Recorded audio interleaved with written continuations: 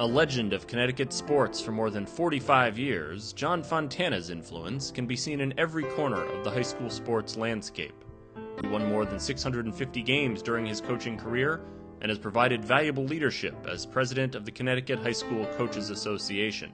His impeccable work with the association and collaboration with other member organizations has provided great benefit to scholastic athletics as a whole.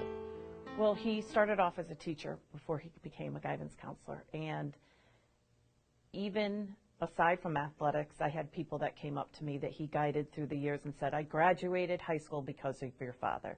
So I always think that education was the most important thing and that sports just made it fun. When I first ever started to play sports, I wanted to be good, but I never thought of being an All-American. And I was a decent athlete. And then I got into college, and while I was there, my father had the opportunity to take me to Fenway Park. And I sat after a game with Ted Williams. As we talked, and he said, what do you do during the day, baseball-wise? I said, we practice every day. No. What do you do extra? He said, I take a bat with me when I do fly fishing. I swing 350 to 400 times a day with a lead bat. Okay, every day of the year. He said, what do you do?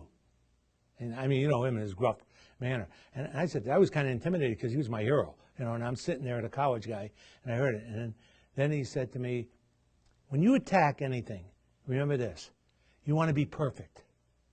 You want to be perfect. So you practice to be perfect, whether it's in a math class or whether it's on a baseball field or if you play football. You practice everything you do to be perfect. A winner, striving for excellence, never being not positive, always going on the playing field for victory, yet understanding the student athletes that there will be times where you might not win. But as long as you gave it great effort, like he did as a student athlete himself, then that's a good sign for the team and for himself. You know, I was brought up by the right people. They gave me the right ideas. So if I have a word that I use when I took 3 national conventions and brought them here, my word is global. So I shoot to be global with everything I do. Stupid, probably. Other people say, he's egotistical. I just think that if you're going to do something, let's be perfect at it and make sure it's good. Because of who he is and just the type of person he is, I feel like anybody who played for him and knows him wants to prove themselves and wants to work hard. They want coach to notice them just because of who he is and his history and how good he was at what he did. He's dedicated his life to teaching and coaching, and you don't see that as much today. And I applaud John for what he has done for not only the coaching profession, but more important for every student athlete that he coached and had an influence on. So the relationship you get in athletics is something that you can't compare, I don't think, with anything else. If you use it right, it's a tool. I'm proud of the players that played for me, and I would do anything for them today, and I think that if I called them, they would do it for me too.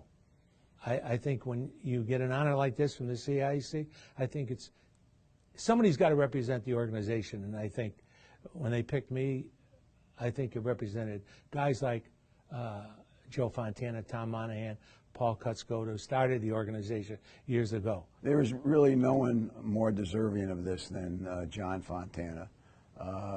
57 years involved in sports. His relationship with the CIAC has been good. His relationship with all the coaches in the state of Connecticut has been very, very good. His relationship in the town of Southington has been outstanding. So if you're going to have the first go in, the first has to be a role model for the second, third, and fourth. And John Fontana is that role model. Even years after coaching, and he's not doing that anymore, and he's no longer teaching and being a guidance counselor, he's still giving year after year to the Coaches Association, to CIAC, and I think he loves it. I can't picture him stopping. But to us, we're always like, take a break. But he doesn't, and this is why now. it speaks a lot by getting this award for all the people that preceded me and went through. And I think it's a great honor.